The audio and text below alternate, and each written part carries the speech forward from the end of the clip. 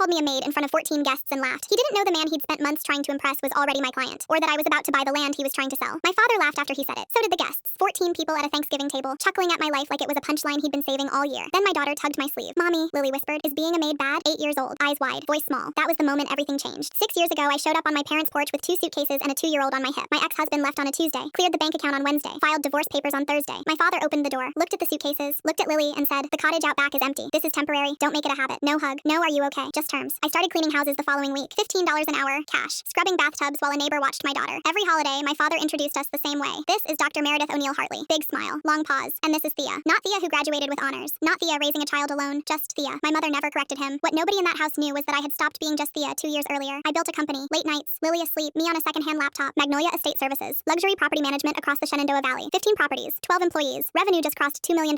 I never told my family. Not because I was ashamed, because I was waiting. 2 weeks before Thanksgiving, my father walked into the kitchen glowing like he'd won something. "Frank Callaway is coming to dinner," he announced. Frank Callaway, biggest residential developer in the valley. My father had been chasing this land deal for months. I gripped the serving spoon and said nothing, because Frank Callaway had a standing call with me every Tuesday at 9 a.m. For 2 years, I had managed 3 of his properties. He called me the most reliable operator in the region. My father had never once asked the name of my company. 2 worlds, same dinner table. I didn't warn Frank. I didn't warn my father. I just cooked the turkey and waited. Frank arrived at 12:30, polished, composed. He walked into the kitchen and saw me in an apron, hair pulled back, sweat at my temples. My mother said, "Oh, that's Thea. She helps around the house." Frank nodded politely. A flicker crossed his face, but he moved on. Dinner, 2 o'clock, 14 people, good china, candles. My father stood up, tapped his glass. He thanked God, toasted Meredith, and smiled at me with that slow, satisfied grin. One daughter is a doctor. The other one is a maid. Laughter. Scattered, nervous, automatic. Frank didn't laugh. He looked at my father, then at me. Lily's hand found mine under the table. Then my mother stood for her own toast. More praise for Meredith. My name never came up. When the glasses went down, Lily spoke into the silence. "Mommy, is being a maid bad?" 14 adults froze. I set my napkin on the table, pushed back my chair, stood up. "Lily, calm, steady. Honest work is never bad. But since Grandpa brought it up, let me tell you what I actually do." My father stiffened. "Thea, sit down. You made it the time, Dad. I started cleaning houses. That's true. But I didn't stop there. I built a company. Magnolia Estate Services. 15 luxury properties. 12 employees. Last year, $2.3 million